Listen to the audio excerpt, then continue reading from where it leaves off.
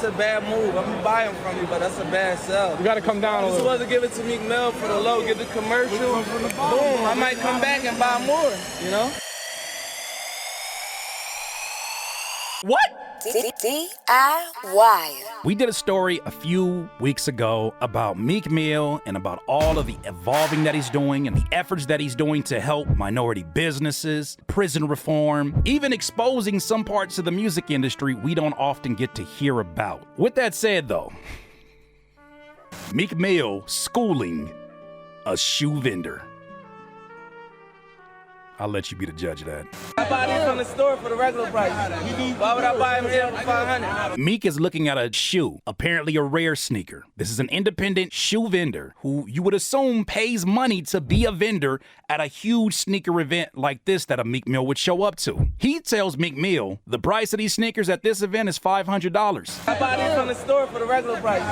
Why would I buy them here for $500? And give you a free commercial? That's a bad move. I gotta teach you how to hustle. He did not just tell that man, I gotta teach you how to hustle. Buy these from the store right now for $300. You want $500? That's a bad move. I'm gonna buy them from you, but that's a bad sell. You gotta come down a You're little. supposed to give it to Meek Mill for the low, get the commercial. Boom, I might come back and buy more, you know? What? From the store for the regular price. He tells the man, I can buy the shoe that you see in front of you that you're trying to charge me as Meek Mill $500 for. I could get it in a store anytime. Why you charging me $500? I'm Meek Mill. Why would I buy them here for $500? Why would I buy it here from $500? Well, sir, it's because I am setting up shop, and these rare sneakers, based upon my research, based upon the work that I had to do or the staff that I had to employ, they have to get paid too. So although it may be a little bit more expensive than what you would get other places, my price is my price. And give you a free commercial? And give you a free commercial. Can we put that in writing?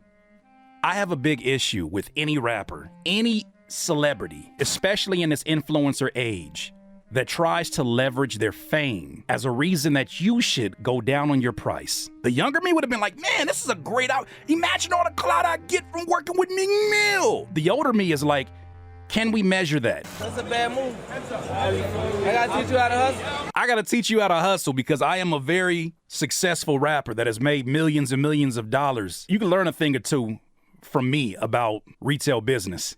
I don't want to sound biased. Was that lining up for y'all? You want the $500? Meek Mill got the money, but he's asking his man to come down from his price to $300. You gotta come down a You're little. supposed to give it to Meek Mill for the low, get the commercial. Boom, I might come back and buy more. I might come back. I might come back. Let me tell you what's wrong with this picture, in my opinion. Because there's a lot of people who are co-signing like, yeah, that's hustling backwards. That's stupid. You get that commercial, your clout will be going through the ceiling. I think y'all overestimate the value that a cosign on an Instagram story can do for somebody's business. Until you do business and you work with celebrities, until you work with influencers, you won't know. I have a business. My wife has a business, and we both have done business with influencers and celebrities who share the content, put it on their posts, and you know what? Because they're offered things on a regular basis from brands all over the world, their influence is not as strong as what you would think. Their visibility is high, but my visibility could be even higher and more focused if I just put up ads.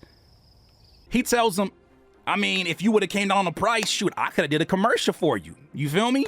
Hey, yo, this Meek Mill, rollie on the wrist. Come get your sneakers from, what's your name again? Yeah, my guy right here. That commercial ain't gonna do nothing. And it has nothing to do with just Meek Mill. Us as consumers, as viewers, are bombarded with messages all day long on social media, on any platform that you can think of people trying to influence us to buy things. In a short post commercial, that may spike sales momentarily. But if you've established a relationship with someone like a Meek Mill, here's the issue that I have.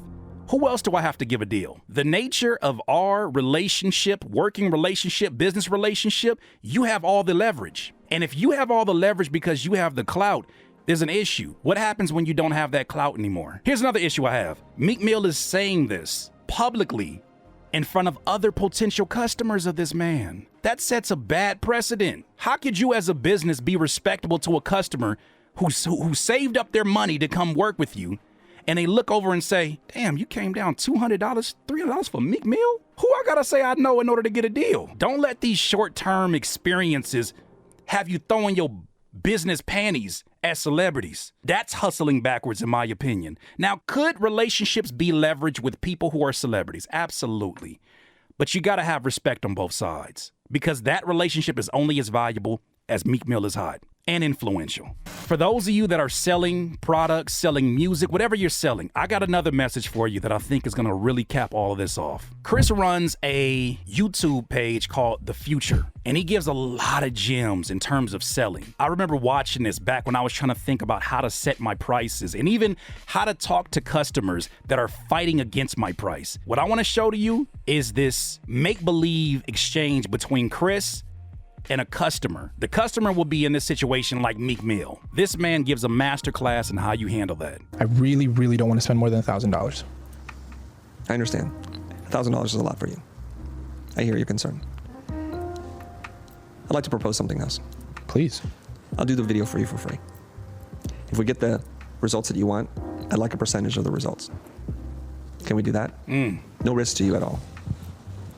That sounds fantastic. What's the percentage that you're thinking? Well, we're talking about measuring the difference between traffic and revenue that you get. There's lots of things I can't control. So all I want to do is get paid per new customer that walks in your door. How about, since you say each customer is going to spend $100 with you, let's go half, $50. Sheesh. No risk to you. I take all the risk, and I rely on your honesty.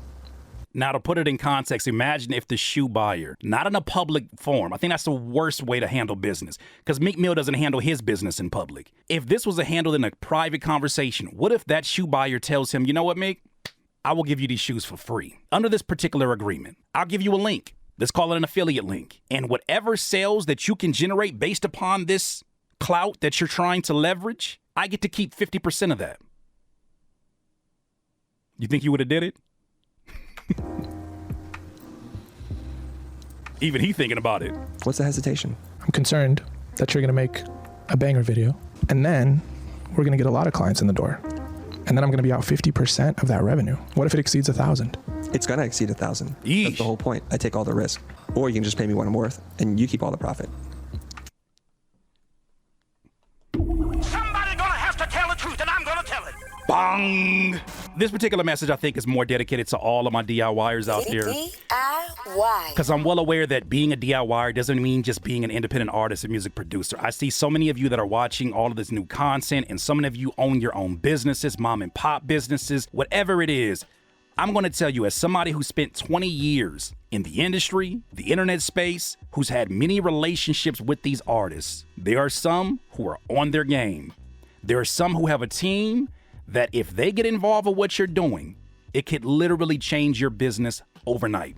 It's like partnering with a Shark Tank. But then there's a lot more, unfortunately, artists who can't do shit for you. I salute the shoe vendor for sticking to his price. Because you know what happened? He didn't get a commercial out of Meek Mill. Nah, he didn't get that clout. He didn't get that clout coin. But he had a viral video that he can now pull up and say, yeah, that was me. The one that charged Meek Mill full price. So what you think I'm gonna charge your ass? Yeah. You said cash out? You got it. Don't let them hustle you. What they say in Players Club? What Diamond say? Make the money. Don't let it make you. Those are my thoughts. Didn't think I was gonna quote a stripper tonight, huh? I recently went on tour and gained a new perspective. In this post-pandemic world where not a job's protected, who was I to think my rap profession was the exception to a worldwide recession? Here's my new direction. You see, I still be selling CDs by the physical. I put my logo on the T and then they Venmo through. The only problem is the profit go to the venue too. So I got to thinking, what if I did this in my living room? The inspiration came to me from Thursday and La Russell, just independent artists that's redefining the hustle. Like piece together the puzzle, I'm redesigning this place. Like right there can be the stage, or light it and set a date that you can watch me. Right there in the comfort of your home, no overpriced drinks or parking in towing zones, or openers on a show rapping all night long. Turn my songs into a movie, you can watch it from your phone, that's how you broadcast. This is DIY, let's make a podcast. Well, it seems about right. You see, the very same room I do interviews anytime. Now, why would I want to sign when I am the co-sign without a staff? I automated and OBS and no BSing. I'm hoping you finally get the message. It's finally feeling leveled. The time we live in is special. I know it can be so stressful, but the devil is a lie. We are DI.